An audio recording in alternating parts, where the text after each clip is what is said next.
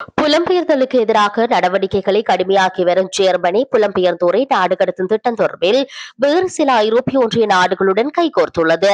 சமீபத்தில் சைப்ரஸ் நாட்டில் நடைபெற்ற ஐரோப்பிய ஒன்றிய உள்துறை அமைச்சர்கள் கூட்டம் ஒன்றில் பங்கேற்றார் ஜேர்மன் உள்துறை அமைச்சர்.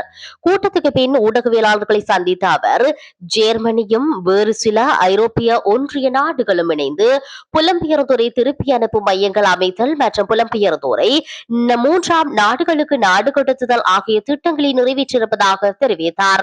அடுத்த சில வாரங்களில் இந்த விடயங்கள் தொடர்பில் முக்கிய நடவடிக்கைகள் ஆரம்பிக்க இருப்பதாகவும் அலெக்சாண்டர் தெரிவித்தார். இப்போதைக்கு ஆஸ்திரேலியா, டென்மார்க், நெதர்லாந்து மற்றும் கிரீஸ் ஆகிய நாடுகள் ஜெர்மனியுடன் கைகோர்த்துள்ளதாகவும் பின்னர் மேலும் பல நாடுகள் இந்த குழுவில் இணையக்கூடும் என்றும் அவர் தெரிவித்துள்ளார். இந்த நிலையில் 2023 ஆண்டை ஒப்பிடும்போது ஜெர்மனி நாடு கடத்திய புலம்பெயர்ந்தோரின் எண்ணிக்கை 2025 45% அதிகரித்துள்ளது என்கின்றன ஜேர்மன் ஊடகங்கள்.